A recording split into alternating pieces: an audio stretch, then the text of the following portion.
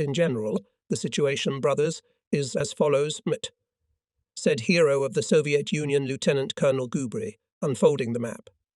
Apparently, to wait for the German offensive near Novorossiysk should be from day to day. According to intelligence, all the roads and gullies clogged with troops and equipment. Kerch is full of boats, fleet. Through the Sea of Azov to the Taman Peninsula, the enemy continuously ferries soldiers, ammunition, guns. Gubry measured the distance on the map with a circular. The task will not be easy. Our weather gods could not think of a more disgusting report. Rain, fog, sea agitation. Possible storm, but unfortunately the weather doesn't depend on them. That's why we won't postpone the operation. The target is Kuchugor.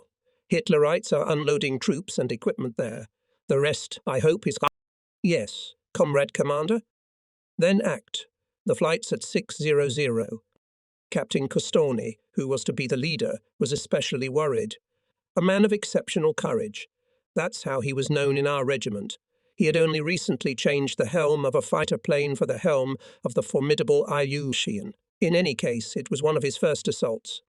As Captain Popandopoulo, said Costoni, you will go as my deputy. If anything, you'll lead the... Yes, but you're wasting your time. If what happens should not be. Let's see. Borisenko, you'll be my wingman, on the right. For a long time they sat under the plane of the attack aircraft, sheltered from the fine, tedious rain that covered the entire horizon. The weather was like a saint. You never know. Maybe this rain has a certain meaning. We'll reach the target more secretly. Above the northern edge of the airfield, not far from the command post, a green rocket soared. The airfield came to life, just deserted. It was filled with the rumble of engines. From the caponiers and shelters slowly crawled out of the flying tanks, so nicknamed by the people of the formidable Ilya. Let's go at a strafing run. Costoni radioed Costoni. Clinging to the ground, sneaking cars to the target. Low floating clouds covered them from above. Certain risk in such a flight, of course, there was, but it was necessary to take it. Here is almost the end of the road, but here Costoni discovers. The cloud cover in the target area has risen to 200-300 meters. Let's go in the clouds. Then to the target from the seaside, said the leader. And so we did. At the right moment came out of the clouds, the target, as in the palm of your hand. With their noses in the sand stood landing barges. Around each of them, flocks of boats. The landing force was being loaded. No one thought of the possibility of a raid in such crazy weather. On the contrary, using it, the Germans forced the landing of people on the ships. The stormtroopers were spotted too late, when, in fact, Costoni's link, pouring fire, passed over the ships. A boat burst into flames. Behind it, a barge ape-high, figures of people rushing along the decks, jumping into the sea. The second run, 3 barges and 2 boats engulfed in flames. But the Germans have already recovered from the unexpected blow. The coast began to respond with fire, more and more dense and fierce. The third attack go from under the plane's Irisa, and then Borisenko's plane began to smoke. But go home immediately. I order you, shouted hoarsely Costoni. Leave while there are no messages. Ilyushin dived into the clouds. We'll show you now. Costoni even sweated from the tension. In a formidable glare of flashes of fire, stormtroopers passed over the enemy. Only some 10 or 15 meters separated them from the Nazis rushing along the shore. Bullets on the fuselages. Well done, designers. Reliably covered the pilots with armor. Dozens of corpses cover the coastal sand. George, we're going into the clouds. Messers on the right. A trio of Nazi fighters appeared from the sea, went into attack, and immediately lost sight of the attackers. The experience of the fighter served Costoni good service. With a complex maneuver, he evaded the enemy. Shall we do it again? We should. The messers seem to have gone into the clouds too. Let's risk it. And again the barges and boats are hit by a barrage of fire. This time the messers couldn't escape. 2 lines pierced Costoni's car. The plane trembled, almost ceased to obey the rudders. A new salvo. The engine sneezed and went silent, then took again. Popandopoulo hit from the cannon, separated messers from the leading. But Ilu is difficult to compare with the Mi-109 and maneuverability and speed. Papandopulo's guns do not reach the target. Messes again go on the attack, and again they hit Papandopulo's machine guns. If it hits or not, it's no big deal. The main thing is not to let Costerney fall. He, as they say, prayed to all the saints that the Nazis came in frontal attack. Then we'd see who was who. But why should the Germans have taken the risk? They knew very well how frontal attacks end for them, and they preferred to peck Costerney in the tail. Anyway, they thought, this Russian would never get away from them. Papandopulo thought differently. Or rather, he did not think. He simply had no time for that. With darkened eyes, he followed every maneuver of the enemy, and barely Messers went out to attack, again fought back with fire from cannons and machine guns. Perhaps so long will not last, sadly thought Papandopulo, looking at the clock. The ammunition will soon run out. But what is it? Messers, sent at random in his direction a few cues, turned to the clouds. They're getting away. Hold on, friend. They're getting away. They're running out of fuel. But Costerney could not hold on any longer. The engine was working intermittently, barely pulling. Almost touching the ground, the wounded car was going hard to the Cuban riverbeds. No, I can't make it. Costerney unsuccessfully worked the throttle. That's it. There is no speed. The airplane is failing. The attack plane crashed on the shore, drawing a long streak across the sand. And at once it became quiet. Only the faithful Papandopulo whizzed overhead. Once again for these moments he had a chill in his heart. The Germans were running to Costerney's plane. The pilot threw Ilyushin into the ground, hit from machine guns. For a minute the fascists lay low. Then they ran over to the hit car. The machine gunners were in no hurry. The Russian pilot could not leave. He had nowhere to hide. The steppe, not a bush or a gully. Costerney decided to sell his life dearly. Russ, surrender. The shouts were coming from both left and right. Now come closer, you bastards, swore the pilot. Now I will surrender to you, good sirs. Papandopulo saw how suddenly the cannons and machine guns of the commander's car came to life. Costerney beat on the advancing. One Hitler stumbled on the run. The second, third, fifth. In the days of the First World War, Russian ace Kazakov developed his own method of air combat. He usually boldly went to the ram, from which the enemy tried to evade. At this point, from a distance of 15-20 meters, Kazakov at point-blank range shot the enemy with machine gun fire. Kazakov managed to shoot down 22 German machines. The fame of the Russian ace spread throughout Germany. German pilots were afraid of his name alone. The best pilots were sent to fight him. Once Kazakov wounded in battle one of them and forced him to land, sat down next to him and began to interrogate. The Germans said that he had a special assignment in Ent to shoot down the Russian pilot Kazakov, and was very surprised to learn from his victor that he was the pilot Kazakov. On board the airplane of our famous ace Graf Krutenny was the head of a Russian knight. Russian knight, so-called Krutenia and his comrades. The emblem on the airplane fully corresponded to the strong, firm and courageous character of the pilot himself. In the spring of 1917, Graf Krutenny, flying on a reconnaissance mission and being over the bay, noticed a German going away from him. Without a moment's hesitation, Kruten rushed into the attack, forced the enemy to descend and land. The defeated German turned out to be an experienced pilot. Kruten started to interrogate the prisoner, but at that time he heard the noise of the engine. Concerned about the lieutenant's long absence, the commander of the German air squadron was looking for his pilot. Having descended over the village, the German commander saw an airplane standing on the ground, and, mistaking it for his lieutenant's airplane, started circling over the landing place and signalling, hoping, obviously, that the pilot would get up and they would go away. And the pilot really did not deceive his expectations, only it was not German, but ours, Russian. Kruten rushed into the cockpit of his Nieuport. Quickly rising into the air, he gained altitude and swiftly attacked from above. The blow was unexpected. The German began to resist, opened fire, but Kruten bombarded him with fire from his machine gun. In a few minutes, the German plane with a black cross was lying on the ground in a heap of debris. The downed pilot turned out to be a major, commander of a German fighter squadron. The major was unharmed but confused. Very quickly he met his lieutenant in Russian captivity. So as you can see, ramming and heroism were in the armament of the Russian army back in the First World War. Mushroom ends the conversation. It is a sin for us not to take the best of the combat experience of our Russian aviators, and we will, of course, take it. He was silent. Too bad for Mikhail, as the heart was taken out of the chest. But this is war, guys. A terrible war. There can be only either or here. Either they'll crush us or we'll win. And in a battle like this, you can't go off course. So Lieutenant Borisov is gone, but his letters are still there. To his wife, to his children. Here they lie before me, front triangles with field postmarks. He was already gone, but the letters kept coming and coming, as if from a living person. Nina, I'm also writing to you to let you know how Maria lives after the Nazis have been in their village, and what is left after them. Anya, I also want you to write how things got worse or better in Moscow, and whether the Nazis bombed Moscow less often. That's all for now. Sabochka, your father's writing to you. Live better, don't miss me, get well.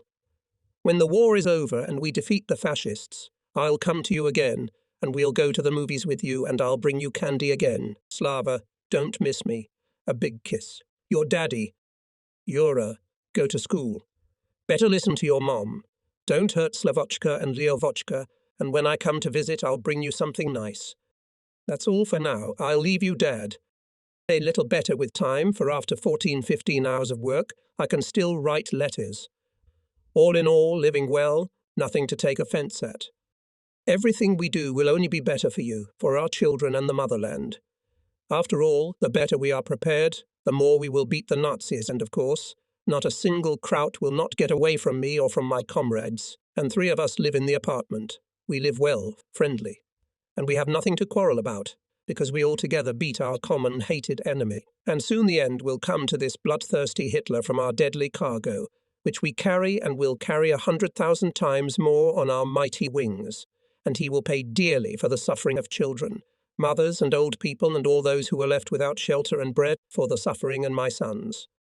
Anya, don't worry about me. Pay all your attention to the children, to their upbringing.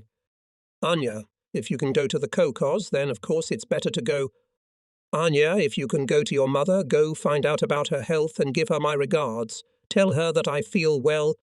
It was fate to reward Borisov with adventures truly extraordinary. Before the war he served in Belarusia. The Nazis had already started secret air reconnaissance of our territory. During a patrol, Borisov once saw an airplane sneaking behind the clouds.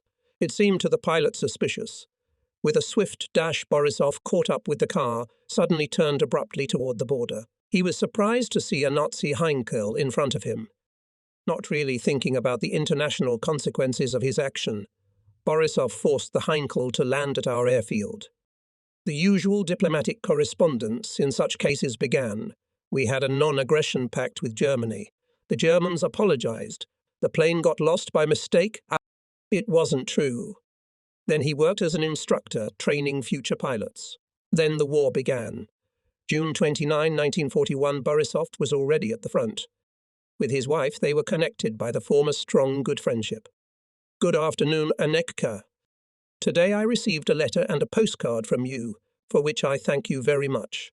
I miss you and our Merzilkas very much. Reading Slavik's letters, I remember how he used to twist the words when he told a fairy tale.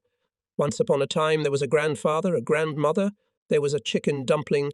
I can't get it out of my head all the time. And how does he speak now? Good day, my dear Aneka. I send you my heartfelt greetings and wish you the best wishes. Anya, yesterday I sent you money, 600 rubles in one sum. Anya, I am very glad that the fascist hordes have been chased away from our native capital, and maybe the time will soon come when you and I will be together again. Anya, I received a letter from you, in which I found a photo card where we are together with you. It is a very great memory for me, and I am grateful to you for sending it to me. I am writing for my sons, Yurik, Slavik, and Livik. Sweet children, your father sends you strong greetings and best wishes. Grow up, listen to your mom. Your daddy will beat the fascists even harder, and when we defeat them, then we'll play together again and rejoice in our happy life. My little ones, I often remember you and often look at your little card, which was given to me. I will give my blood for you and for you, but if necessary, I will give my life too, just so that you, my dear ones, my dearest children, will live. Goodbye, see you soon. A big kiss to you all. Your daddy. In an order I once read, we all die. The unstable body will become earth. Human sorrows and joys will become indifferent. But if you have lived a worthy life, you will return to people by memory. You will talk to them as an equal, and a tender smile will blossom on a girl's face for you, and mothers will long for you as for a son. Only unfortunate werewolves disappear without a trace, but sons do not die. So live your life in such a way that your children, that the Soviet people call you a man. I think, happy are the sons who have such fathers. And one more thing. The history of mankind knows many big and small wars. A Swiss scientist with the help of an electronic brain calculated that they were 14,513. But the invasion of 5 million armoured Hitler's army on our homeland, the most cruel and barbaric, which only knew the planet. The hurricane of war bursting onto our planet in the early morning of June 22, 1941, rumbled with thousands of guns, clanked the tracks of tanks, hummed with the engines of Junkers and Messerschmitts, crawled with the Black Death of Hitler's soldiers' helmets. The war instantly put the arrow of the barometer of history on the mark storm. In a formidable whirlwind of events, the onslaught of armour and fire tested not only the strength of the Soviet social and state system, valour and skill of our army, but also the spiritual strength of the people, its devotion to the motherland, will and vitality, courage and beauty of human hearts. Many did not live to see the bright day. Many, who paved the way to victory, remained on the battlefield against fascism, died in the very bloom of youth, in the prime of young strength. They died, but memory keeps them alive, and it is as if they are among us. We hear their voices, feel their breath. They are alive in the smiles of our children who did not know the war, and grandchildren. They are alive in our deeds, in the broad, sweeping stride of our country towards an even brighter tomorrow. We see what is good now, we know what will be better, and for that we thank them. A burning gratitude to them, a deep sense of appreciation for the fact that they unselfishly and bravely did everything they could, gave everything they had for our victory, for the life of our fatherland, for the future. Young reader, peer of the fallen heroes, I want your heart to burn indelibly with gratitude to my battle friends, to those who remained on the battlefield, to those who are now called veterans, to make you better than you are, stronger, more ideological, because in your hands is the fate of the state and the... What's the commander doing? Asked the pilot, wingman Mikhail Borisov. I think he has already studied the course of higher mathematics. He's covered the whole notebook with numbers. Well, God willing. Actually, everyone guessed what the link commander was doing. Borisov was calculating and changing hours, minutes, seconds. He was choosing the time to strike. Allow me to try today. He appealed in the morning to the commander of the regiment, Lieutenant Colonel Vasiliev. Well, try it. The latter shrugged his shoulders. Maybe you'll be happier than others. The time of patrolling the pair, which he and Nizovsky had to replace, was coming to an end, when Borisov and his wingman on a burst, almost clinging to the ground, passed over the base. To reassure the maneuver, they withdrew further into the depths before rapidly gaining altitude. The enemy detects us at the time, instructed back at the airfield Borisov-Nizovsky. When we are before his eyes fly up, we need to gain altitude undetected, a great height, and then suddenly fall on the Germans' head. I think we did it, when they, abruptly changing course, barely visible in the dark blue sky, at a great height returned to the base. Far below, silver dragonfly circled over the pier enemy scout. To him, perhaps, all that followed was like a sudden and blinding blow of a sword. A mighty roar cut the silence. It was Dive Borisov and his wingman, and before the Nazi had time to realize anything, right in front of the nose of his car, like a ghost, there was a fighter plane. The last thing that saw Hitler's ace were yellow traces of fire flying towards him. Variable military happiness, capricious. In the next flight, Borisov lost Nizovsky, a loyal, brave friend, more than once diverted from the commander of death. They were covering a convoy. Rather not even a convoy, because convoy implies an escort of warships capable of withstanding a powerful air attack.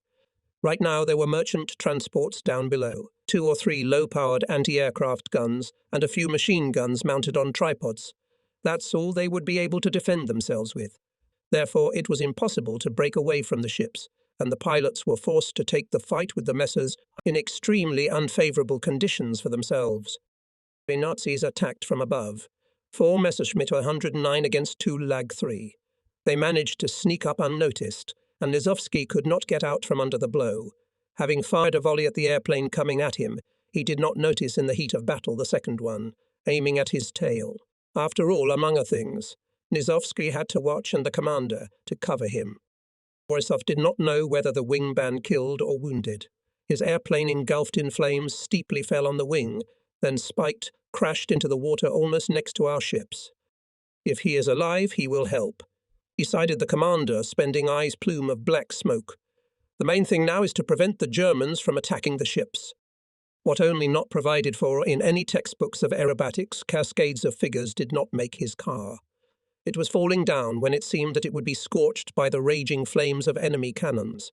She snapped fire, throwing in a crazy attack on one and another enemy fighter. The unthinkable merry-go-round in the air lasted until the shift came up. Borisov's friends rushed into battle. The Germans did not take it. The unit disintegrated. Nizovsky was gone. Borisov and Kolyavko walked silent with blackened faces. For several days, the regiment commander Vasiliev did not let them in the air. They are now furious. Give them the will. They will break wood. And Hitlerites will be killed, but at the same time and themselves, a day or two we will wait. They'll be angrier but calmer. Borisov followed the commander. Be patient, Mikhail. The fascists will be left for you. I'll take care of it. I can't wait, comrade commander. My soul is burning. It'll cool down a bit, and then please go ahead. I don't mind. Having met a Heinkel in the first new battle, Borisov literally shredded it. Probably, and a tenth of the cues that filled the Hitlerite would have been enough to destroy any machine. But arithmetic in war is not always in harmony with logic. Logic does not operate with such difficult concepts as the human soul. It happened on August 10, 1942. The night did not bring relief to the exhausted city. Barely dawn broke over the mountains. The barrage of anti-aircraft guns woke up the sleepers. 5 German bombers were coming from the mountains to the port. Borisov and Kolyavko went into the air as soon as the first observer's message was received. Let's attack the leader. It seems that everything goes perfectly. Borisov saw the tail of the Hitlerites in the sight and pressed the trigger. Aha. They're scattering. Misha, look to the left. On the left. Kolyavko's desperate shout sounded in the earphones. Saw the wingman's maneuver. It clung to the left trailing Heinkel, from which stretched trails to his, Borisov's. A powerful explosion shook the air. Heinkel began to fall apart. Apparently, Kolyavko hit him right in the bomb bay. But in an air battle, the matter is decided by moments, and Mikhail noticed too late that the enemy gunner radiator, almost at point-blank range, shot his car. On the plains crawled streams of black smoke. Flames burst from the engine. Is this the end? So the Hitlerites will break through. One Huryavko cannot hold them back. Barely flashed this thought, and immediately came to a decision. Borisov was even surprised at his calmness, as if he was thinking not about himself, but about someone third, extraneous, as Borisov was going for a ram. Burning Lavochkin rapid, inevitable blow cut off the tail of the nearest car. And after that happened what perhaps happens in one of many thousands of cases of the most incredible front situations. When Heinkel went to the ground, and Lavochkin began to fall apart in the air, by some inhuman effort Borisov managed to direct what a few seconds ago could be called an airplane, but now was a pile of metal, into the Heinkel going below. He hit just on the wing with the hated black cross. And the last thing he saw was a blinding flash that pierced his brain with incredible pain. There will be no salutes, said the commander. We will salute the enemy. On the day when Borisov died, the pilots of the regiment shot down 19 Nazi planes. Yes, indeed. The chests of many and many of my friends were decorated with gold stars and orders. And if I say that they were the best of the best, I'm only telling a half-truth. The second part of it, those who fell in battle, burned, maimed, did not live to see the bright victory. The best of the best is not an abstracted character trait. They were the first to go into the thick of it. They took the fight when they faced an enemy 10, 20, 50 times their numerical superiority. They did not weigh the pros and cons when they met the Nazis. They attacked, and that was their calling. They simply could not and did not know how to do otherwise, for then it would no longer be them, but other people. The Knights of the Revolution. I am not afraid to use this high word here. did not brag, did not play the brave. The meaning of their deeds was dictated by their conscience, their duty to the motherland and the people. Yes, they did not want to die, but they could not give this right to others when it was necessary to die in order to win the victory. My dear winged brothers, our generation has grown old. The run of time is inevitable, but even today you are our conscience, our pride and glory. How in difficult moments of existence I am not alone in thinking. How would Pavlov act in such a situation? How would those who lie today under the high obelisks going upwards behave? Turning to your memory gives birth to ruthless demandingness, to yourself and to people. Perhaps this is the baton that the dead pass on to the living. I came over, listened. Mushroom was holding a newspaper and a notebook. In the perfect silence sounded his slightly hoarse voice. A remarkable Russian pilot. The author of The Dead Loop, Staff Captain Nesterov twice during August 26, 1914 unsuccessfully tried to catch up with a large Austrian aircraft type Albatros, especially annoying to our pilots. When this airplane appeared for the third time, Nesterov, according to eyewitnesses, was in such a hurry that getting into the airplane did not even tie himself to the seat. "What are you going to do? Take at least a Browning?" was followed by the answer. "Nothing. I'll manage somehow." Nesterov quickly took off, gained altitude and rushed overhead at the enemy aircraft. The impact was made by the propeller between the two bearing surfaces of the enemy machine, which collapsed, burying 3 Austrian pilots underneath. The Russian plane spiraled down for some time, and then at one of the sudden movements Nesterov fell out of it and crashed to death. In the history of aviation, it was the first air ram. Young pilots hushed. Listen. For them it is not abstract matter. Just now going to the ram, died their friend, Michael Borisov. Grip continues. Nesterov fulfilled to the end before the fatherland his duty as a Russian officer. He met the enemy in mortal combat. Break a leg. Hold on, brothers. We'll meet you in the same square. Right on schedule. To hell with it. What? I sent you to hell. You said, break a leg. Avdiv is laughing. I agree. Just come back safe and sound. We'll do our best. We're splitting up. The flight takes place at a height of 100 meters. We're sneaking over the water so we won't be detected prematurely. An hour later, the Romanian coast is revealed. We look around. We see a huge city. It's Constanza. We don't talk on the radio. That's the rule. I swung my wings. I was understood. The wingmen are rearranging as agreed. We're turning to the right.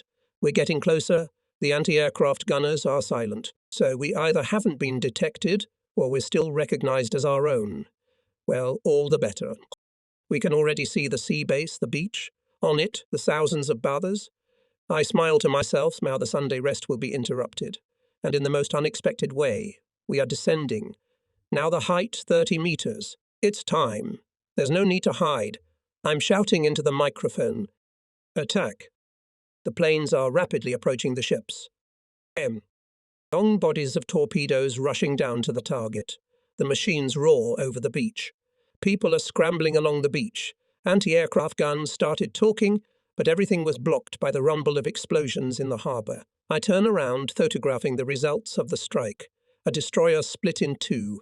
Donkey almost went underwater with the nose of the second. Fragments drumming on the fuselage. It's time to leave. At that moment, my friend and deputy, Misha Benzinoshvili's radio started talking. I'm on fire. Goodbye, friend. Mishka, maybe a parachute? Or will you land on the water? At such a height, a parachute. What are you saying, dear? Misha still seems to find the strength to joke. And I'm not going to be a prisoner. Misha. Goodbye. He takes the blazing plane out of service and directs it at the huge gas tanks. Mishka.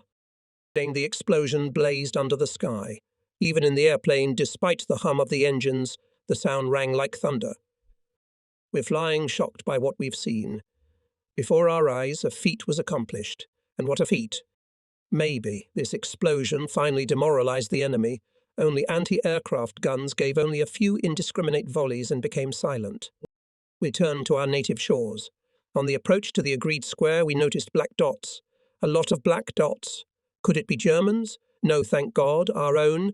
Through the plexiglass, I see Avdiv's worried face. He asks, "Why aren't all the cars there?" Misha Benzanoshvili died. And I have a lump in my throat. Died. I'm the commander. I'm asking the crews. Report on losses. They report. No, 2 wounded. I ask, will you bring the car? Yes. I recognize the voice of Navigator Kleishkin. On the ground, it turned out that his right eye had been blown out. With one hand, he was holding his eye. With the other hand, he was leading the navigator's gasket. What can be added to Efremov's story? That pilots Fokin, Ryklov, Rukavitsin, and navigator Klyushkin were awarded for this operation the title of Hero of the Soviet Union. That, protecting torpedo carriers, our fighters shot down messers and several times drove away Focke-Wulfs. I don't know. I always have Mikhail's feet in front of my eyes, and a half-blind navigator leading the gasket. How many pilots? So many characters. How many fighters? So many personalities and individual handwriting. Ryzhov's handwriting was known all over the Black Sea, and not even by the glory that firmly and confidently followed him from the very walls of Sevastopol. By the very manner of fighting, on the amazing persistence and courage that distinguished him from the environment, to put it mildly, far from cowardly cohort of famous aces. Perhaps few pilots have fallen to their share of so many critical and cruel situations as Ryzhov had to endure. And the military brilliance with which he came out of them bordered sometimes with inconceivable endurance and amazing heroics. The character of Evgraf Ryzhov was fully revealed during the fighting in the Caucasus. It all started with the fact that Ryzhov got angry. First, he, in his words, missed the moment when he was approached by a messer. At that moment, Ryzhov was busy with something else. He was chasing the Junkers and would have surely brought it down, if not for that damned messer. The Hitler, to give him credit, attacked quite successfully. In Ryzhov's hand was stabbed by a shell splinter, the cabin was damaged, and the pursuit of Junkers was out of the question. Ryzhov, in those days, while licking his wound, according to the definition of his mechanic, hissed. He walked more gloomy than a cloud and perceived everything that had happened in the same way as a well-known D'Artagnan would accept defeat in a duel. That's why the mechanic, who had endured more than one silent reproach from Ryzhov during this time, became visibly cheerful when his chief dashingly climbed into the cabin again. And what about the arm? It'll heal before the wedding. And besides, I need to settle accounts with someone. It was clear that this someone was in trouble. The fire in the pilot's soul had reached a critical point.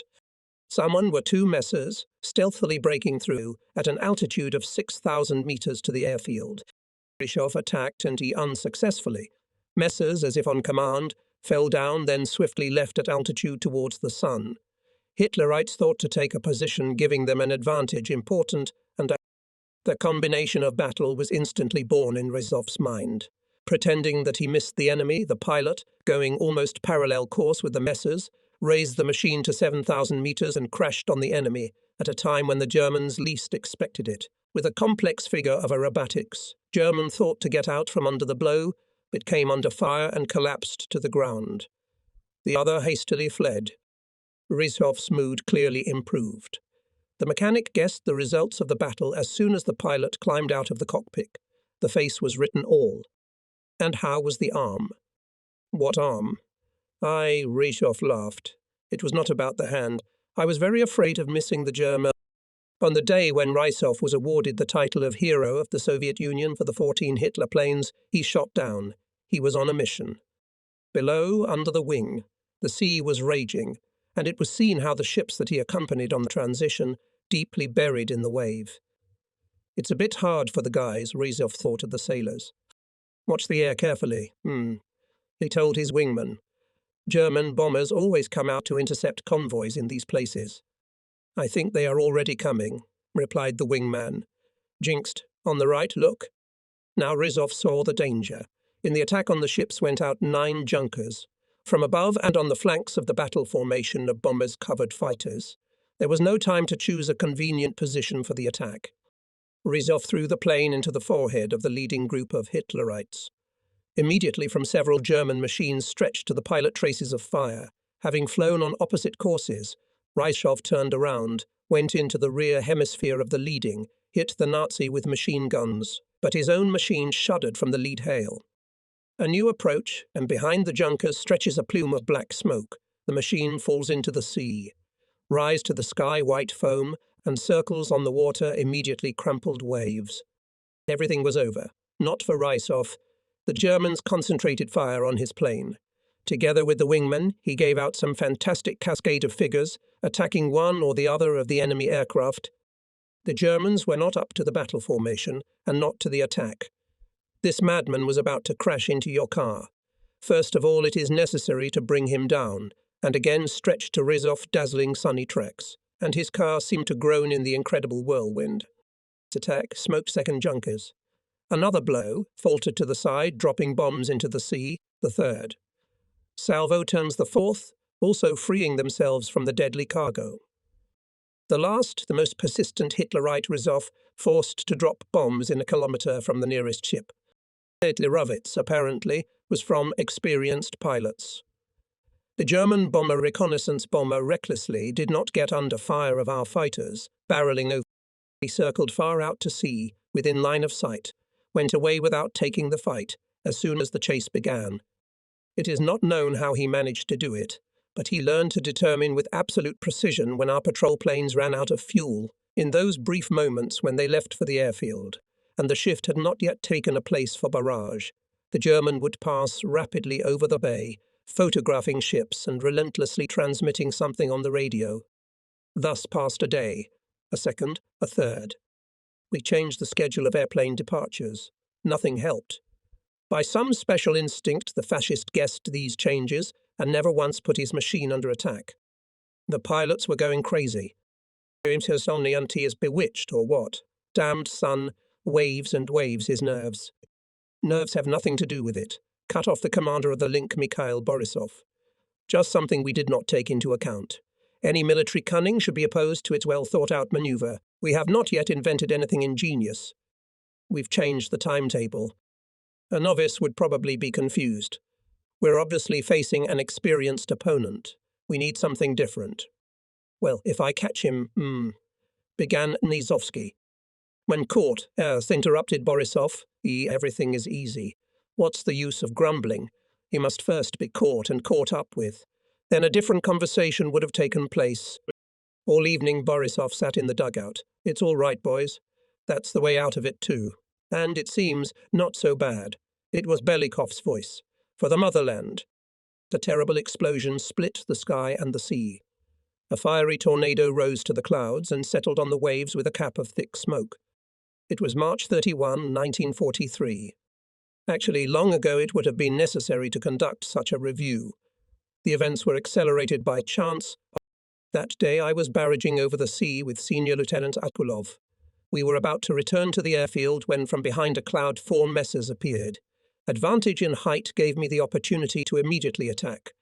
However, I only had time to shout to Akulov, throwing the plane towards the Hitlerites. They'd Sakota. Good that at that moment some sixth sense told me to turn around. Akulov was not behind me. What the hell? Where is he? And only here I noticed that Akulov was fighting with 4 other messes who were attacking us from behind. We were being ambushed. The first group of enemy fighters distracted our attention. The second, having gained altitude, struck from the rear. But I see a messer coming at me. He's already on my tail. Trails of fire stretching towards my plane. How do I escape the blow? Will I be in time? I don't know in what moments Akulov had time to fall from above, but his machine unexpectedly took on itself the whole barrage of fire intended for me. For a second I even squeezed my eyes shut, imagining how the shells were tearing apart my friend's fighter. For the second time Akulov saved me. The seconds he won gave me the opportunity to maneuver. Now I'm in the tail of the Messerschmitt. I'm firing machine guns. Only one thought. Only if Akulov had held out. Are you alive? Alive, only wounded. No. Can you hold on? I'll try. Out of the fight now. Go for a landing. It's deaf again. I'll try. Our cars were side by side for a moment. I see a face covered in blood. Go for a landing now. No, they won't let us go. As if sensing something wrong, the messes are trying to take us in their clutches. I break out by a successful maneuver, driving away from Akulov one and another Hitlerite. I've already got a broken cabin and a torn wing. Are you pulling? I shout to my partner. Hurry up, my friend. Look, you're being attacked from the left. My dear, he still cares about my safety. I barely managed to bring the plane down on the wing. 2 shadows pass within a dozen meters. But my maneuver is constrained. I can't get away from my comrade's wounded machine, and they attack again. Herkulov, probably with his last effort of will, directs the fighter into the clouds. Having snapped fire, I follow him. Messers turn away. Why? Before me and my wingman were shrouded in the saving darkness of the clouds, I managed to notice. From a great height, a trio of yaks is attacking the Germansmite.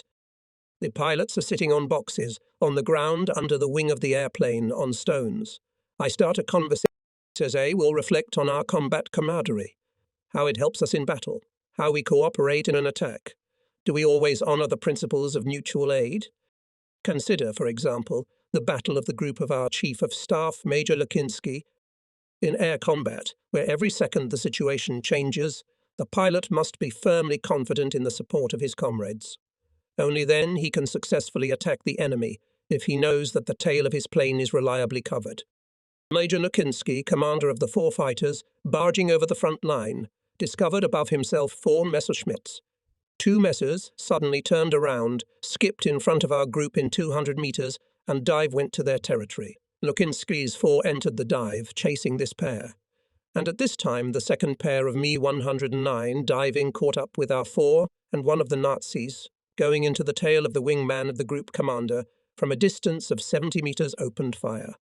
But the leader of the second pair of guards, Captain Gribb, immediately came to the aid of his comrade. He sharply turned to the right, from 50 meters hit the Messer and shot it down. Here is an example of excellent mutual aid. We all know what serious consequences can be caused by separation of the wingman from the leader, but I will remind you of something.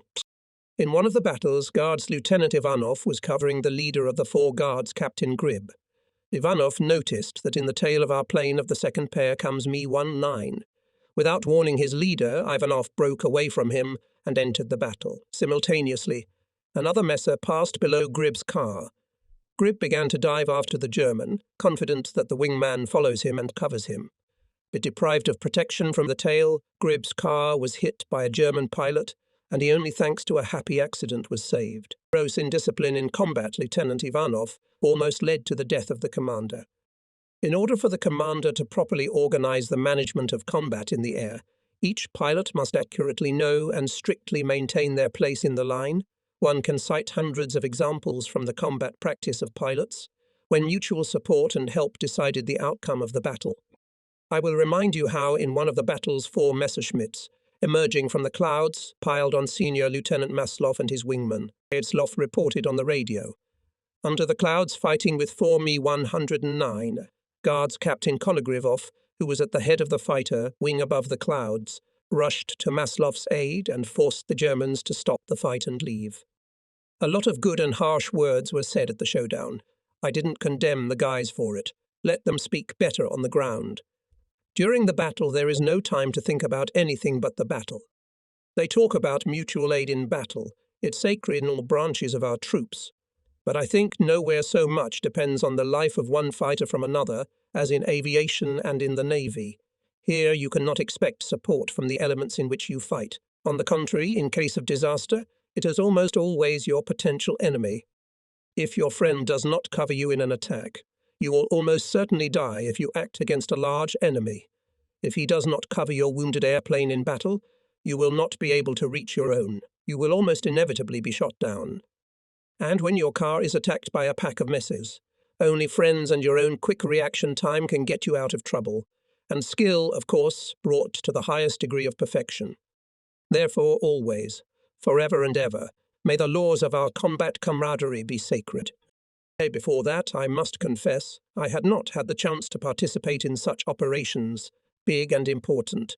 Operation Constanta, you must agree, sounded almost fantastic in those conditions. In 1943, Crimea is occupied by fascists. The enemy occupies the Kuban, part of the North Caucasus. Aviation, interacting with the fleet and ground units, is fighting brutal battles in the Novorossiysk area. We already have extensive experience in working on the enemy's sea communications, more than once attacked his warships and transport in the bases.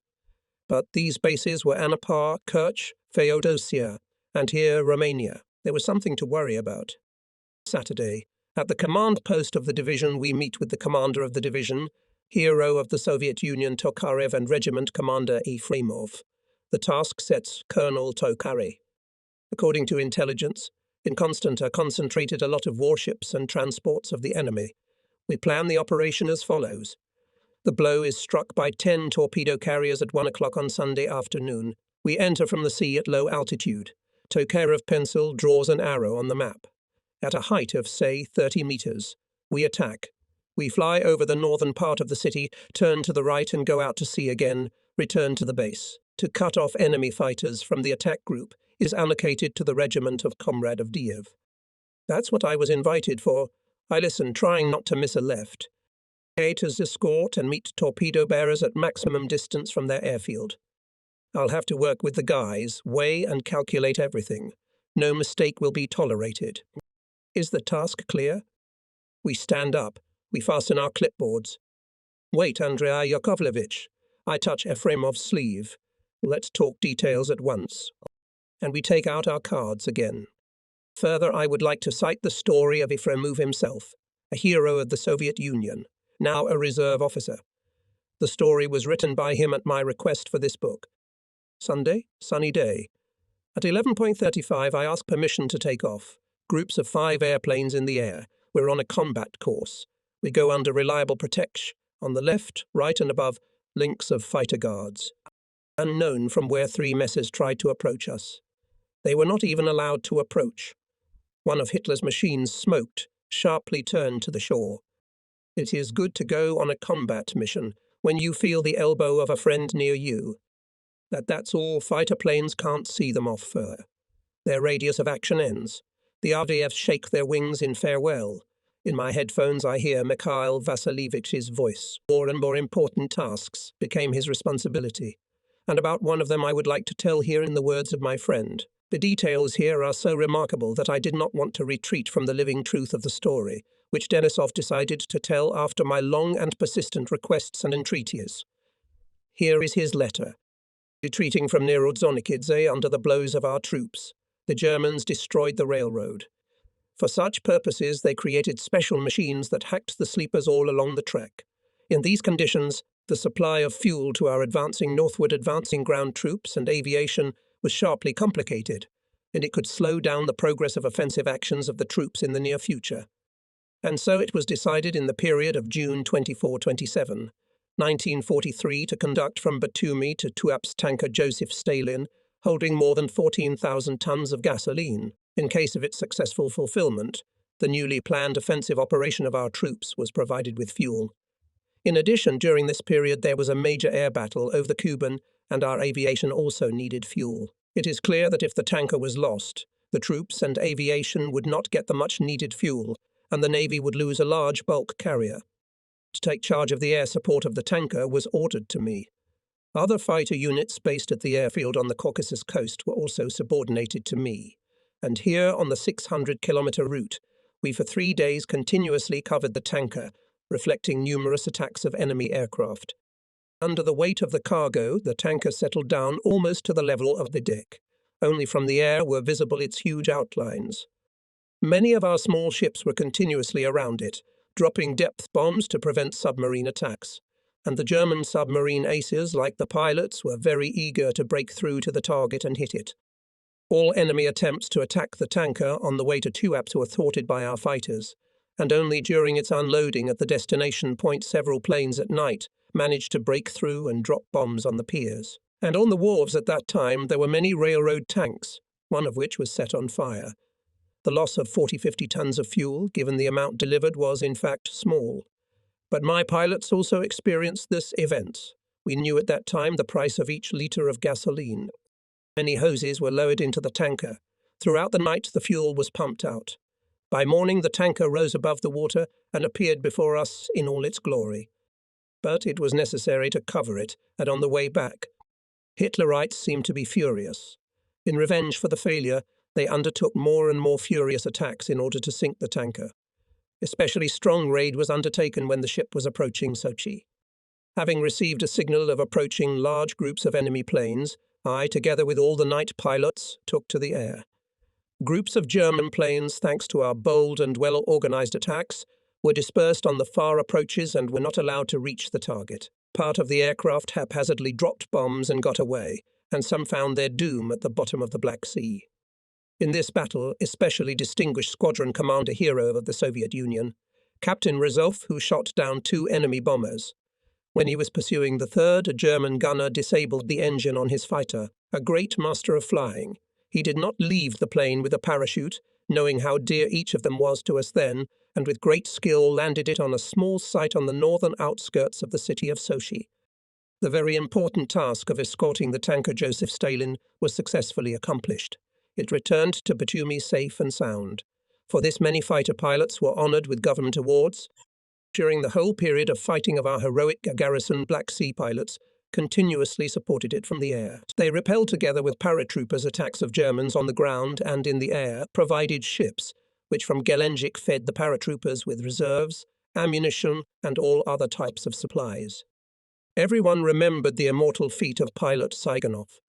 The young Komsomol fighter pilot, being seriously wounded in the battles near Perikop, returned to the ranks. Wounded in the shoulder, he could not raise his left arm. But he convinced everyone that its movements are enough to control the engine, and to control the airplane there is a right arm and legs. And despite the fact that he had every reason to be written off and sent to the rear, he again sat at the wheel of the fighter and led it into battle. On his account was already more than one enemy machine. A true hero, selflessly devoted to the motherland, many more fought. But in one of the unequal fights he died a death of the brave. When I reread the letter memory of my frontline brother-in-law, I see him with my own eyes, not in a rank general's uniform, but in a shabby leather jacket jumping off the riddled wing of an airplane. How did he get there? On my word of honor and on one wing. Those words were all too often true. And today I remember their names with tenderness and pain. Here they are: Viktor Nikolaevich Belikov, crew commander, guards captain; Ivan Panteleivich Ovsyannikov, navigator, guards captain; Grigory Zigulia, a gunner radiator; Grigory Pavlovich Severik, gunner, Komsomolets; the crew of the aircraft torpedo carrier. You'll go in a group of 4 machines. A large Hitler convoy has been detected. The rest, I hope, is clear. What time is the flight? In 10 minutes. The first thing that Belikov saw, two Mi-109, rushed in front of his car. Grisha, on the left, messers. I see. Now I'll give them a treat. Let's not get carried away in the battle. The main thing, to break through to the convoy. Try to drive them away. Yes, sir. The turret machine gun is going off. Where the Dornier were afraid to go far away from the ships and leave them without cover, or confused when they saw 3 more torpedo carriers coming out to attack the convoy, only a steep turn they stepped aside. 3 heavy transports ironed the sea, holding back, trying to stay close. They were escorted by destroyers and a flock of patrol boats. The whole armada opened fire almost simultaneously, and the sky, turquoise until that moment, was transformed. It seemed that some crazy abstractionist painter began to paint it rapidly with red, fiery, lilac colours. Falling threads of blue haze were immediately burst by orange bursts. Pale blue trails did not reach the zenith, stopped by the sparks of fierce fire that rained down from the heavens into the sea. A gunboat that had pulled sharply ahead began to put up a smoke screen. Dark brown wisps of smoke fluttered lazily over the waves. The wall of fire was becoming perceptibly dense, almost palpable. It seemed a miracle that the 2 torpedo carriers had gotten through unscathed. Unharmed they were not. Dozens of holes, fortunately not fatal, lay on the fuselage markers of their amazing throw. The torpedoes broke away heavily from the machines, and now their bubbly trail is rapidly approaching the lead transport. It has already noticed the danger. The ship is frantically turning around. The second pair of torpedo carriers rushes towards the wall of fire, 500, 300, 130 meters. Belikov makes an unmistakable guess. It's time. A salvo, and at the same moment a blinding flash hits his eye. Hell in plane is on fire. Clear, so in the gas tank. A trail of death stretches toward the largest transport of the convoy. But those who directed it have no time to think. It's a matter of seconds to bring the plane down on its wing slip. Maybe they can knock out the flames. No, it's useless. It seems to be the end. The fire is growing rapidly. With a roar covers, the second plane comes to the cabin. What do we do, Commander? Severin's muffled voice in the earphones. All leave the plane. Decisively commands Belikov. Too late, Commander. Navigator surprisingly calm. Too late, and then there's the sea all around. Jumping out means getting captured for sure. As for me, I'm not going to do that.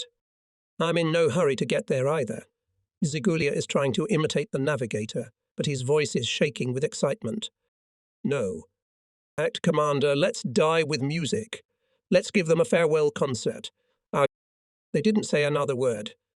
Don't be late. The main thing is not to be late. In time, winds of torpedo carriers saw a terrible picture.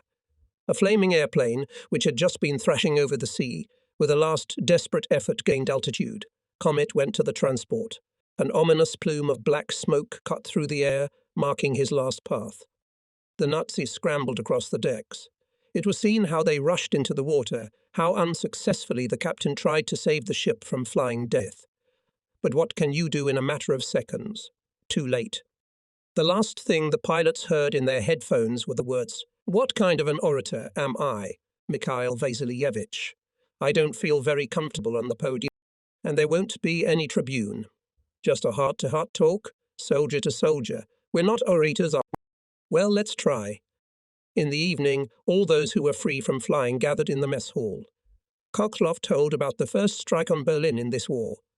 We listened to him, holding our breath. Everyone thought, what if he was lucky? Not now, no. In a year, 2 years, or suddenly his car will lie down on a combat course, the end point of which will be Berlin on the map. No one doubted that this would happen. Only another question is who will live to see those happy minutes of the final. It happened, began Koklov. In early August 1941, at one of the airfields near Leningrad, reports from the fronts were such that the cats were scratching at the soul. It was hard for Leningrad. We did everything we could, but, air superiority was not on our side. 2 of us could think of the most ridiculous idea at that time. To fly to Berlin, the Nazis shouted to the whole world that our bomber aviation was destroyed and the inhabitants of the Reich could sleep peacefully in their beds. And suddenly one day I, the navigator of the Mine Torpedo Aviation Regiment, and our commander Evgeny Nikolaevich Preobrazhensky, was called by the commander of aviation of the Red Banner Baltic Fleet. I still remember his words. "You certainly did not expect such a task. You will go to bomb Berlin. We need to show Hitler the power of our aviation destroyed by him. I will not say how important it is to fulfill this task, what political resonance it will have in case of success. But, according to intelligence, the Nazis have not yet landed on the island. You understand? Keeping secrets is everything here." We clarified the plan of the operation, discussed all the details, and finally heard from the commander. Act, and we began to act. The regiment gave an order, urgently prepare for the flight. Where to? Why, we didn't answer such questions. Only Preobrazhensky and I knew about the mission. And now the regiment is in flight. First comes the flagship car. After it, squadrons of Vasily Grishishnikov, Andrei Efremov, Mikhail Plotkin, relocated stealthily along the Gulf of Finland. DB-3s were sneaking over the water, afraid of attracting the attention of coastal posts and enemy aviation. Any trifle not foreseen by the plan could disrupt the whole operation. And then everything seemed to be against. The superiority of the Nazis in the air and the short nights, depriving us of the necessary secrecy. What do you want? August on the Baltic? What darkness is there? We flew over safely. We announced the mission. The enthusiasm of the guys can't be described. Everyone was eager to fight. The mood turned sour when we began to figure out the operation in detail. To get Berlin, we need 7 hours of darkness. Flying across the whole of Germany in the daytime is insane. We'd be shot down before we could see the outskirts of the Nazi capital. Besides, 7 hours is the limit for our DB-3s. We'd have to return, as they call it, on our word of honor. But we should not give up the flight. In the end, the task before the cruise was formulated as follows. Koklov took out a notebook from the tablet, found the necessary page. To take off at daylight. Go at the lowest altitude, trying to stealthily skip the enemy detection system, and avoid encounters with fighters that can attack us from airfields in Latvia, Estonia, Lithuania. When returning from a combat mission, the time was again falling on to go with a descent at an increased speed.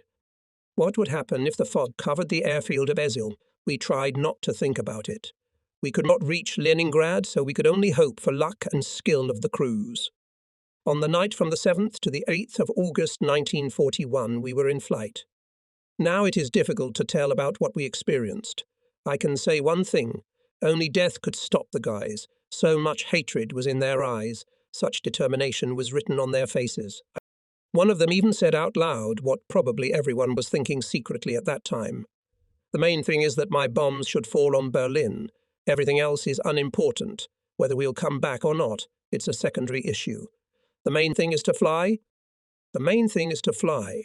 All of us live by that thought. We're sailing along the Baltic, heading for Stettin. Everything seems to be going well so far. We passed the coastal defence. We didn't meet any night fighters. Only the night is treacherously bright. The moon is like on greeting cards.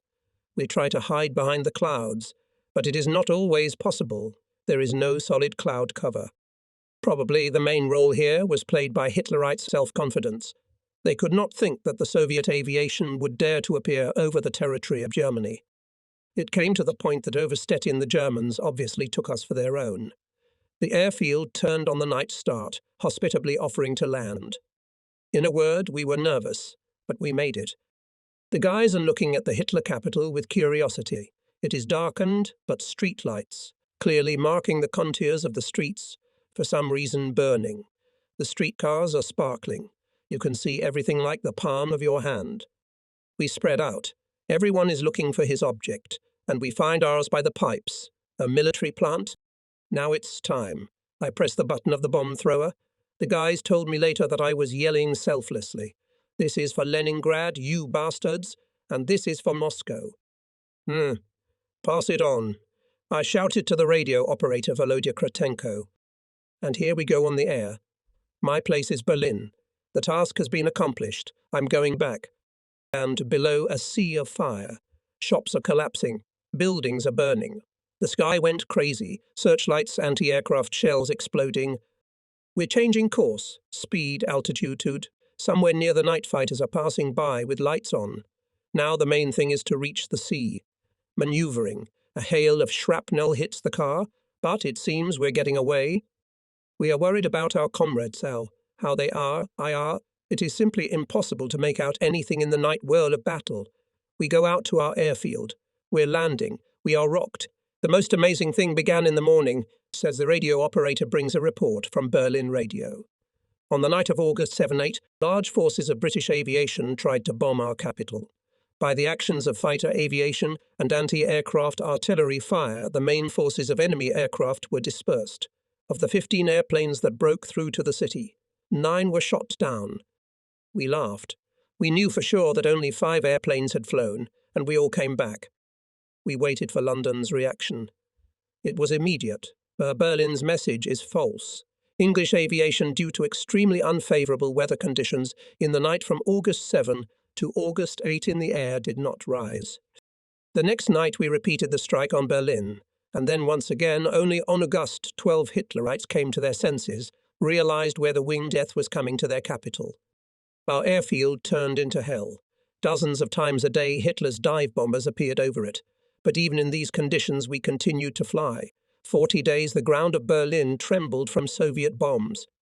The country then highly appreciated our actions. All participants of the flight to Berlin were awarded. Preobrazhensky, Plotkin, Grechishnikov, Efremov, Fokin became heroes of the Soviet Union. I was also honoured with this great award. Piotr rooted out his story in silence.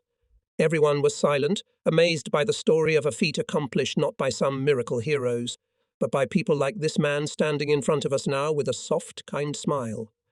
We wish we had, someone said brokenly. Your time will come. Kirklov smiled. It will come very soon, guys. Our holiday is not far off. How I wanted to believe it then. The next morning, Piotr Lich left. Fate bumped into us several times on the front roads, and then we somehow lost sight of each other, and only after the war we met again. In front of me stood Lieutenant General of Aviation, hero of the Soviet Union Pyotr Ilyich Koklov, a Russian soldier, a winged falcon, who proved at the beginning of the war, in the words of Peter, the father of the Russian fleet, that the unprecedented happens. The activities of a remarkable pilot and Commander Denisov not accidentally fell into the field of vision of Vasily. The whole fleet was talking about the combat deeds of Denisov and his eagles. This name did not leave the pages of the front, and not only the front, Tokarev deliberately made the colours a little thicker. In any case, the situation today suggested the only correct decision: to go shaving away from the airfield to gain altitude, and then attack. Looking at the frowning faces of the pilots, Tokarev suddenly smiled. "All right, enough of lecturing you, or you'll lose your nerve. Good things come to good ends. Snazarev and Tatishev, stand up." The two pilots stood up in bewilderment. If they were at fault, they did their best to make things right. "Hey, I present you for the Order of the Red Star. Not for a mistake, no. For the fact that you found in such a difficult situation and managed to correct this error in time. After all, no one who does nothing is wrong." The commander muttered the last phrase more for himself than for Lyubimov standing next to him. Seeing from the air, the land is especially beautiful. May is raging over the Black Sea. Pink, lilac, white clouds of blossom come to the mountains, and they seem weightless in a delicate watercolour haze. What absurdity seems the very thought that all this may end for you any minute, as a tape in the movie ends, and the mechanic will start spinning another one, where there will be neither blue haze nor aquamarine water, but only explosions, flashes, and power. We leave in the area Blagoveshchenskaya, Anapa. Attention. The voice of the group's leader, Senior Lieutenant Tarasov, can be heard in the headphones. Everyone keep watch. 12 Yaks cover 6 attack aircraft. What are you muttering? I can't make it out. Asks on the radio Tarasov Lobanov. I say, the convoy must be here somewhere. He couldn't have fallen through the water. He wasn't going to fall through the water. Take a closer look at the seashore. At first they looked like dots, then the ships became clearly visible. A huge transport was smoking in the centre. To the left and right of it came armed barges. Clouds of dark bursts appeared in the air. The ships were urgently putting up a wall of barrage fire. Attack. They rushed down. Here they separated, and from different sides rushed at the transport. Orange flames burst out. The echo of the explosion rushed over the sea. The wreckage of the deck soared to the sky. And at once, black smoke. The transport was burning. Misses appeared when the attack aircraft made a second approach. Uvarov met the leading frontal attack. The pilot saw how the lantern cracked above the head of Hitler's pilot as the enemy's machine shuddered, pecked, went down. Whether he felled the German or not, Uvarov did not know. There was not a second to pursue. He had hardly turned the plane away, as he saw. Messa was chasing the lagging Il-2. Hold on, brother. I'm coming to help." The German immediately noticed a formidable enemy coming into his tail. Here it was no longer up to the pursuit of this damned Russian, whom he already considered his faithful prey. But before Tarasov came to the aid of Lobanov, he put the German cannon cue just at the moment when the Hitlerovets out of the turn, intending to attack Uvarov. Messer Sharp Decline went to the shore and immediately fell into the fiery pincers Tarasov and Klim. They finished the job. A column of water on the foaming surface of the sea, and it was all over. Just on the traverse of Maiskeko, 300 meters from the shore, Tarasov mentally made a mark. But what is it with Klimov? The comrade's yak is clearly out of control, or almost out of control. The machine rolls on the left wing, trying to get into horizontal flight, but without success, and the surface of the sea is getting closer and closer. It's too late to eject by parachute. "Land on the water. Get on the water. Let's call the boats," shouted Tarasov. So managed to climb off Hitlerovets. Here it is, the soldier's fate. Get on the water. It is not known whether Klimov heard the anchorman or his radio failed. Only he was silent for some reason. Silent with each passing minute losing saving altitude. Probably the last effort of Will Klimov tried to level the car over the water, but the force of inertia pinned him to the wave. The wing drew a frothy trail, and Klimov was gone. If you happen to go by sea to Maiskeko on a ship 300 miles from the shore, take off your hat. Somewhere down there in the green depths, in the cockpit of the combat yak, rests a wonderful man and an excellent fighter. But at that moment we were still hoping for a miracle. Suddenly, at the last minute, Klimov managed to jump out of the cockpit. Maybe he was saved and now waiting for help, holding on to the water. Klimov's down. Klimov's down. Give coordinates. Yev over the sea carried a cry for help. Urgently send boats. Klimov was loved in the regiment, and maybe this circumstance more than anything else determined the speed of rescue operations. In 2 or 3 minutes, torpedo boats under cover of 9 Yaks were frantically rushing to Maiskako. But probably our negotiations with the shore were also detected by the enemy. Already in the area of Tisemeskaya Bay, 14 Messers rushed to attack the escort cover. Immediately all the planes were constrained by the fierceness of fight even for us, accustomed, it would seem, to everything, was unusual. Hitlerites decided to get even with us for the transport and, seeing a clear numerical advantage on their side, attacked persistently, viciously, persistently. The Messer collapsed in the air with a crackle, but Lieutenant Korolev's machine, covered with flames, is going to the water. Where is the pilot?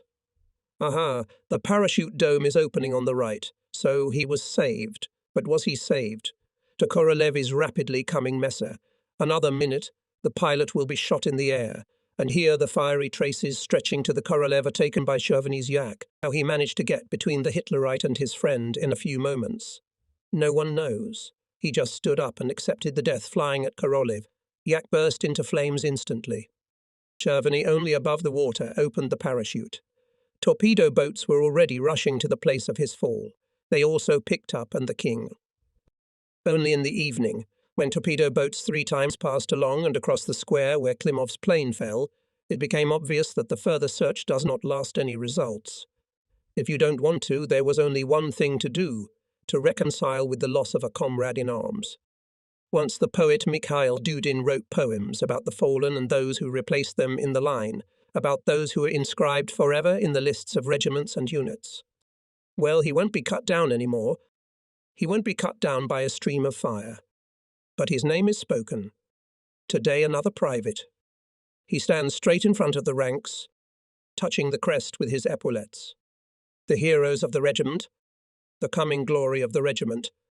My story is about this holy brotherhood, about loyalty. Whatever thunderstorms may fly over the world, as well as in the former war, the words of the great Ilyich will forever shine with enduring truth. Never will the people win, in which the workers and peasants in the majority recognized, felt and saw that they defend their own. Soviet power, the power of the workers. At the height of the battle for the Caucasus to us, in the regiment, came to our regiment navigator of a neighboring division, Peter Ilyich Koklov. Stocky, below average height, with a face that seemed to glow with goodwill to people, calm, he made the best impression. Not once and not twice our guys covered the actions of bomber regiments and torpedo bomber regiments, in one of which served Officer Koklov, and we can say, really, in the military firmly developed a sense of perfect mutual understanding of each other in battle, the feeling of elbow comrade, mutual combat help. Pyotr Ilyich Koklov was also a man of extraordinary destiny. We knew. Under the leadership of Evgeny Nikolaevich Preobrazhensky, he broke through to the very lair of Hitler's beast at the beginning of the war, drove bombers to Berlin. About this glorious case went around the fronts of legends, and as always happens in cases when people know the details only by hearsay, from hearsay interest in these old events not only did not fade, but, on the contrary, grew. The legends grew with almost fantastic details, and it was already difficult to separate the truth from what was brought later by the soldiers' rumour. Well, I thought then, this is just a great opportunity to learn about this case all from the participant of the events. The pilots will find it all very interesting. The day will come, damn it, when under the wings of Soviet airplanes again will be Berlin. Mr. Ilyich, the guys are asking me to tell you about the Berlin operation. He's embarrassed. Saw Sea Falcons. A formidable battle flock. For the fatherland, for Russia, for your beloved Caucasus. On our Black Sea, by our blooming shores, may they strike harder at the nests. The enemy's nests, flocks of brave hawks.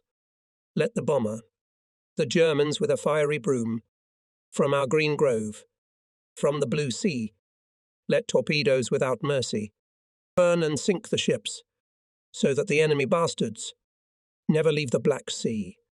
We'll beat the enemy cruelly, and we'll take Russian revenge. For our beloved Sevastopol, for Odessa and for Crimea. Soar, falcons, eagles, give the German a deadly fight. Over our native shores, above the salty waves, the glory of eagles' exploits will rise higher than Kazbek, in ringing songs and bailas. It will live forever. Our grandchildren, remembering these battles for the Caucasus, cursing the enemy's hordes, will sing songs about you. As far as I know, these lines were not included in any posthumous collection of the poet lost on the pages of the front press. But they are the evidence of not only poetic, but also military feat. Lyubimov was clearly unlucky. It is known that the worst troubles are those that happen in the presence of superiors. It seemed that on that clear May day in 1943, nothing foreshadowed the storm, and Lyubimov, having finished instructing the pilots, was about to leave the airfield, when in the dugout of the command post Kubarim rolled duty. The regiment commander, Division Commander Tokarev, has arrived. The duty officer did not have time to finish his report. The commander was already coming down to the dugout. Without listening to the greeting according to the regulations, he threw Lyubimov. I know everything. Show me better, Ivan Stepanovich, your household. Lyubimov and Tokarev were friends from Sevastopol. Well, Ivan Stepanovich, after Sevastopol it is perhaps a bit boring here. Hey, I don't have to be bored. The Germans don't let us. Oh, those Germans. The commander didn't finish his sentence, listening to something. Above the airfield, the bells rang loudly. Here we are, light on the wake. Battle arm, comrade commander? Well, let's see your young men in action. Might 6,000 meters afore Fokkers shouted into the microphone radio operator of the guidance station. They are coming from the side of the Blue Bay. We can see for ourselves. Came the voice of one of the four who had risen to intercept. What are they doing? In despair snapped at Lyubimov. He was horrified to see how, wasting time and putting themselves at a disadvantage for the attack, his guys began to gain altitude immediately above the airfield. The Germans immediately gained both height and time. What are they thinking? Tokarev rushed to the radio. Transmit? What to transmit? He never had time to tell the radio operator. In fact, it was too late to transmit anything. Fokkers perfectly used their advantage.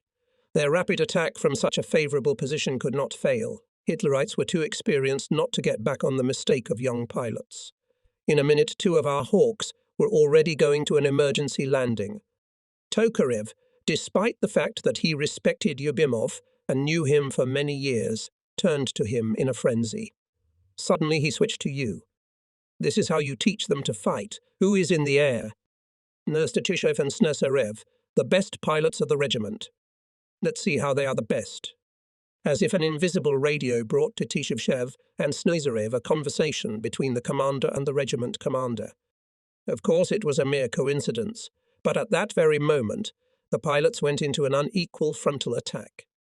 The Nazis probably did not expect such a thing, and confusion in aerial combat is like death. One of the Fokkers instantly went up in smoke. 3 were forced to scatter and break the battle formation. Tatishev and Snesarev pursued the retreating enemy. Well, and if the Germans would not be confused. Almost a whisper asked Lyubimov, Commander, do you realize what, in general, all this could end? Something to object Lyubimov could not. I understand everything perfectly well, Comrade Commander. This is a gross violation of the rules of air combat, some kind of partisanship. Gather the regiment's flying staff for a review. Yes, sir. Gloomily went to the commander's dugout guys of the 11th Guards. The debriefing did not bode well for them. You should be so embarrassed in front of the division commander. Said Tatishev, who had already landed. He shouldn't have come today. Snesarev tried to make a joke, but the joke did not turn out to be delicate. It's nothing, of course. But if we get our heads soaped up now, it's all right. Yes, and to our heads washed, we can survive it.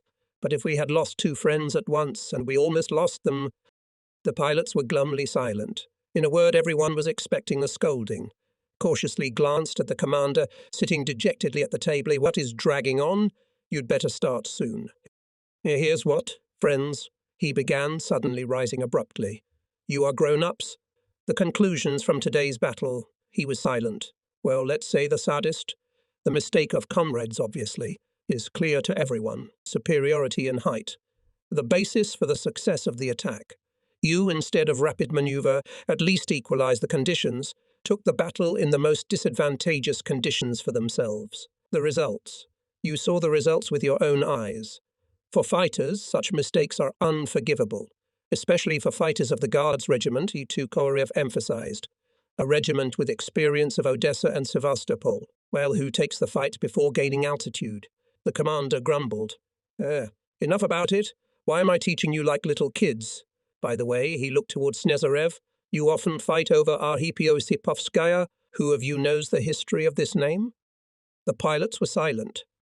Of course, it is not necessary to know such things. But no one has ever died of excessive knowledge. Turkari thought for a moment. There was a simple Russian soldier, Osipov Arkhip. If memory serves me correctly, it was in 1,840 years, where Arhipo Isipovka is now, the Russian army built a fortification. It was called Mikhailovsky. I do not remember the details, continued the commander, but many hundreds of mountaineers managed to secretly approach and attack the fortification.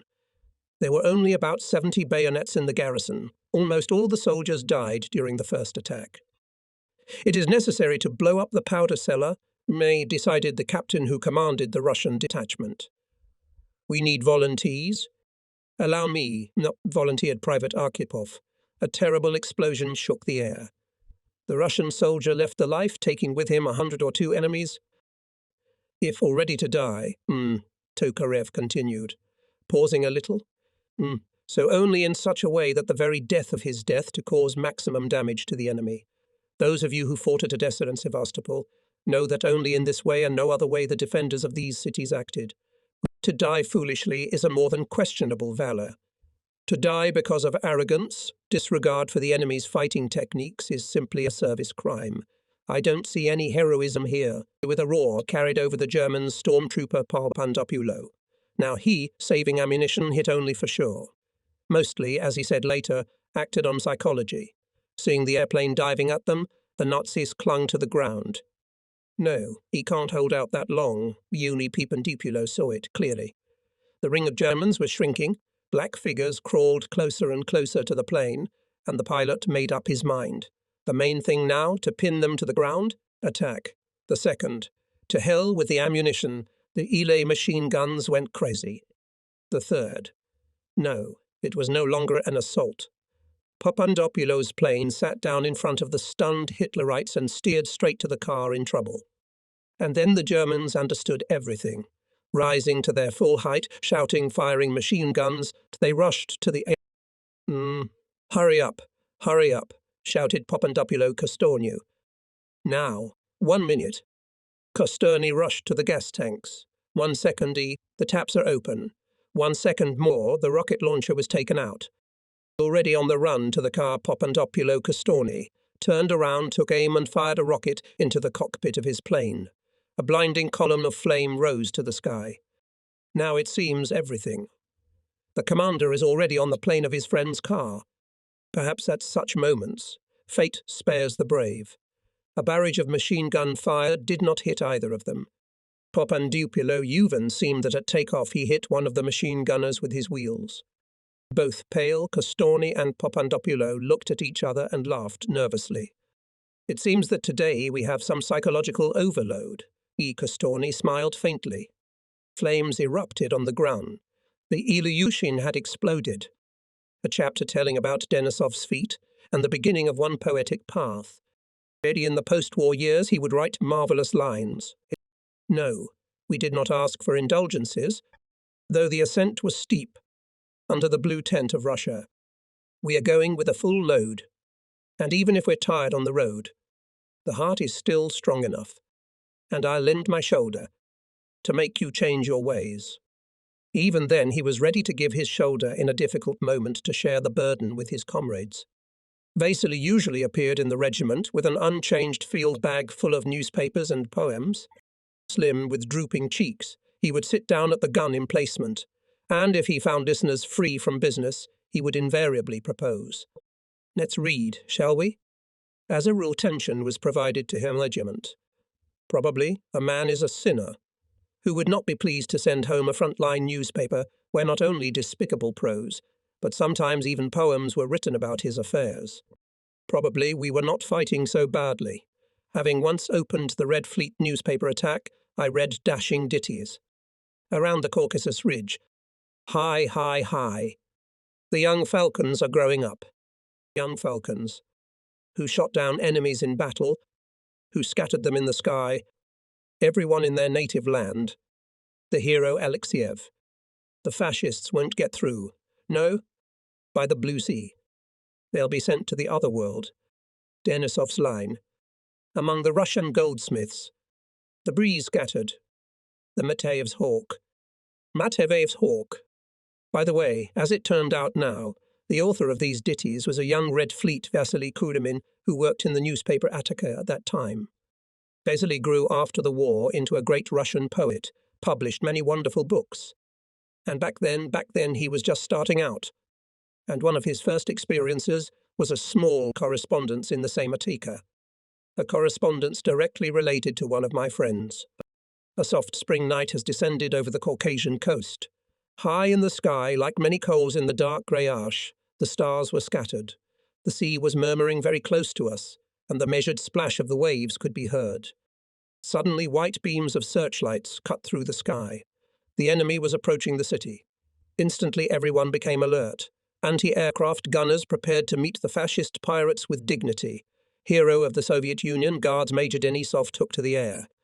The first salvos of anti-aircraft guns rang out. The hum of engines filled the spring air. In the night sky rumbled explosions of anti-aircraft shells, rattled machine gun bursts. The Soviet fighter bravely met the enemy. Hero of the Soviet Union, Denisov attacked one of the junkers. The German was experienced. Having noticed the pursuit, it began to maneuver, trying to escape. But it was not to be. Konstantin Denisov skillfully attacked the pirate and hit for taking advantage of the darkness. Fighter pilot Denisov approached the enemy at close range and hit him with all his weapons. Here the enemy gunner radiator was silenced. Junkers threw in different directions, trying to get away, but still accurate fire of the Soviet fighter. Denisov's machine gun burst ignited the pirate. The German tried to shoot down the flames, but it was too late. The second, third cues followed. The enemy bomber fell into a corkscrew and crashed into the sea. One more bastard found its inglorious end from the Soviet fighter's youthful blows. Today this correspondence is like a relic. Later, after the war, fate brought me together with Vasily. He worked then in Komsomolskaya Pravda. Back in 1943 he wrote poems about me and we met as old acquaintances. We recalled the Crimea, the Caucasus, the distant war-scarred time. It happened that just at that time I received a letter from Denisov, hero of the Soviet Union, Major General of Aviation. I was beginning work on this book at the time, and my friend recalled some much-needed details in an accurate documentary narrative. With the beginning of 1943, Denisov told me, the Fleet Air Force units began to receive new airplanes, and in connection with this, their combat activity increased dramatically. In a short time, the pilots of Tokarev's division made more than one bold strike against enemy ships at sea and directly in Sevastopol, and the attack aircraft of Gubria's regiment destroyed them in the Kerch Strait and at the roadstead in Anapa. Over Novorossiysk and even over the airfield of Anapa, where the German fighters were based, our fighter units fought successful air battles. Every day became more and more tangible for the enemy strikes of the Black Sea pilots, which he did not expect, probably thinking that we are all over. The confirmation of great courage and steadfastness of our pilots in that period is at least such an example, when one of the Black Sea pilots was shot down in an air battle over Anapa, so he did not surrender as a prisoner, but took the battle on the ground, shooting from a gun. And when he was killed in an unequal battle, according to the story of the locals, he was buried by the Germans with all honours, demonstrating their humanity to the hero. An important event for me was that in one of the April nights, reflecting with my pilots a raid of enemy aircraft on the city and port of Potiai, I personally shot down a U-88. A German airplane fell into the sea at the traverse of Kobe. 3 crew members, who threw themselves with parachutes from the burning plane on an inflatable rubber boat, were able to pass through the night to Batumi, trying to cross to Turkey. But our troops, guarding the coast, noticed the fleeing Germans, and at dawn on April 21 were captured near the mouth of the Kurok River. About this battle wrote then the district newspaper, and mentions it in his books ending in the campaign ships Lieutenant General Kumanin F. Kumanin, then commanding the field. F. Kumanin, who commanded the Poti naval base at that time. He personally interrogated the Nazi pilot delivered to him and received from him valuable data confirming the concentration of German aviation in the south. But I wrote about it, admitted then Vasily. I do not remember in what newspaper. And suddenly, when Kumanin was gone, I got our yellowed front aviation newspaper, and in it a signature that stirred my heart. Vars Kumanin. His personal destiny also connected him with the Caucasus. In the North Caucasus, Vasily finished 10-year school. In 1940, he was drafted into the Navy. He met the war as a simple sailor of the Black Sea Fleet. He worked in the front press. He wrote poems, essays, leaflets. In 1942, at the front, joined the party. In 1946, in the Crimean Publishing House, published his first book of poems, Sevastopol. Then, in 1950, in the Soviet writer Second, From Heart to Heart. Then came Russian evenings in Young Guard, waiting in Soviet writer Clouds, again in Young Guard. After his death, we read the books only about love for you and the right to tenderness. There is a hill of flowers in the cemetery of the Novodevichy convent not far from the graves of Ostrovsky and Lugovsky, Fadiev and Trenev. On the marble is chiseled that here lies the poet-soldier Vasily Lavrentievich Kulimin. When I come here, I always remember his lines. I'd like to live my life and die a horn player, and into eternity, without taking anything with me, and take a path, the troubled, mountainous way, for the last time, raising the troops for battle. This was our Black Sea song, and I am glad that I can add a few lines to his biography. The exploits of the Black Sea fighter pilots inspired not only Vasily. Few people know that the wonderful Soviet poet, Vasily Lebedev-Kumach, wrote a song especially for us, Black Sea Naval Pilots. It appeared on the pages of our Black Sea Pilot on September 1, 1943. Here it is in full.